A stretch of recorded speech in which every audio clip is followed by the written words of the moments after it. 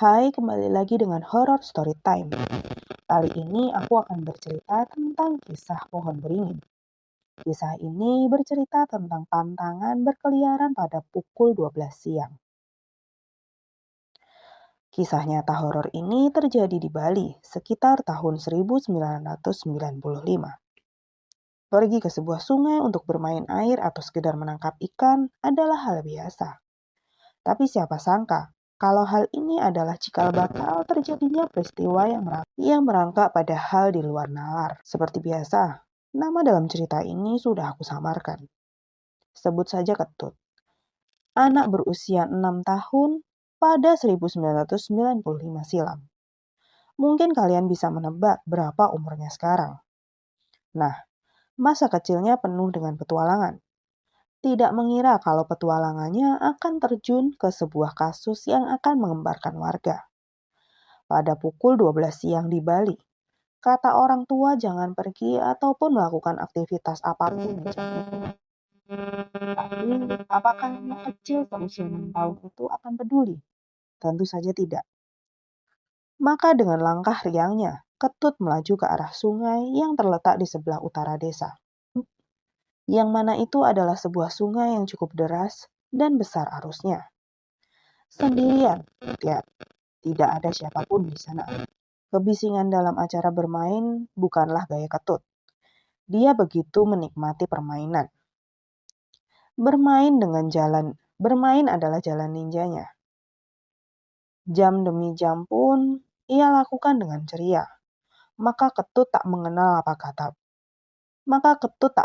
apa itu kata pulang. Sementara di sisi lain, hari mulai sore. Dan orang tua Ketut mulai, siapa orang tua yang akan senang jika anaknya hilang? Mungkin orang tua yang senang itu adalah jajaran orang Sinting. Ibu dan ayah Ketut mencari anaknya di sekitar rumah kayu terlebih dahulu. Kemudian berinisiatif bertanya kepada teman-teman sepermainannya, mengacu sampai ke jalan raya, menanyai setiap orang yang lewat. Akhirnya kesimpulan ditarik sore itu, Ketut hilang. Semua warga mencari ke sana kemari, dari seputaran rumah masing-masing sampai ke seluruh desa. Namun tidak ada hasilnya. Warga pada berteriak-teriak di seluruh desa memanggil Ketut. Sementara ibu Ketut sedang duduk di balai desa, tak kuasa untuk menyembunyikan kecemasan pada wajah keriputnya. Kedua matanya basah dengan sesekali menarik nafas. Jangan menangis, nanti pasti juga ketemu. Jawab seorang wanita parubaya yang mengelus-elus punggung ibu Ketut yang bergetar. Bagaimana ini? Apa ambilkan gong saja? Tanya ibu Ketut kala itu. Oh ya, sekedar informasi, gong adalah alat musik yang biasanya digunakan untuk upacara di pura atau untuk mengiringi sebuah tarian di Bali. Gong juga kadang digunakan untuk menjadi alat pembantu pencari orang hilang yang didiagnosis sebagai hilang ke dunia lain. Biasanya orang-orang akan membunyikan gong berkeliling tempat-tempat, berharap untuk menemukan orang yang hilang. Begitulah kepercayaan di Bali. Ibu parubaya itu nampak berpikir. Tak berselang lama ada seorang pria muda yang berlari menghampiri Ibu Ketut dengan raut wajah yang lecek dan nampak kelelahan. Terlihat bagaimana dia mengambil nafas dengan sangat cepat. Pria itu menunjuk-nunjuk ke arah utara sambil berkata, "Ketut, Ketut." Ibu Ketut pun lalu berdiri dengan kedua mata melotot dan menguncang bahu pria itu. "Ketut, kenapa?" "Ketut sudah ditemukan di sana." Jawab pemuda itu langsung membuat tubuh Ibu Ketut meluruh ke tanah. Mengetahui kalau anaknya sudah ditemukan, dadanya terasa ringan.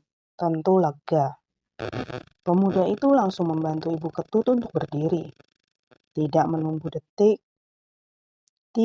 detik menjadi menit, mereka langsung berlari ke arah utara. Ya, tepat di dekat sungai itu. Orang-orang telah berkumpul di sana sambil berbisik-bisik. Ibu Ketut berusaha untuk menyingkap kumpulan manusia penasaran itu.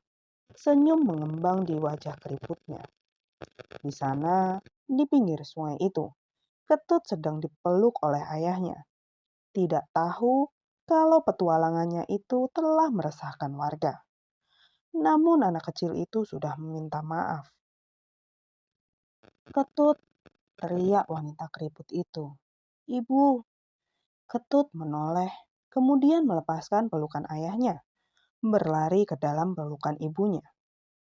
Ketut meleleh dalam pelukan wanita yang melahirkannya itu, sementara ibunya begitu erat mendekap Ketut. "Kemana saja kamu, Nak? Kok menghilang?" tanya ibu Ketut. Ketut diajak jalan-jalan sama kakak Sari. Diajak bermain di bawah pohon beringin itu. Telunjuk mungilnya menunjuk ke arah pohon beringin yang ada di dekat sungai. Pohonnya besar, daun-daunnya melambai ditiup angin sore. Akar gantungnya juga berkibar seperti gorden. Ditambah dengan cahaya merah matahari tenggelam yang menaburi pohon itu. Sontak membuatnya terlihat. "Apa yang kamu bilang, Nak? Ayo pulang." Ibu Ketut kemudian menggendong anaknya, disertai dengan desahan lega para warga yang melakukan pencarian hari itu. Setelah di rumah, Ketut bercerita lagi tentang apa yang dia lihat di beringin itu. Dia melihat sosok Mbok Sari. Ya, dia adalah salah satu tetangganya, yang dimana ternyata ketika hilangnya Ketut itu, Mbok Sari sedang bekerja di ladang, bukan sedang berkeliaran di pohon beringin. Bukan itu saja, Ketut melihat orang-orang yang lalu lalang di pohon beringin itu. Tapi Ketut tak mengenal satupun dari mereka. Yang dia kenal hanyalah sosok Mbok Sari. Itulah keanehan yang dirasakan Ketut waktu itu. Namun dia tidak mengambil pusing atau curiga dengan orang-orang asing itu. Untunglah, tiba-tiba ayahnya dan beberapa warga segera menemukannya di pohon beringin itu.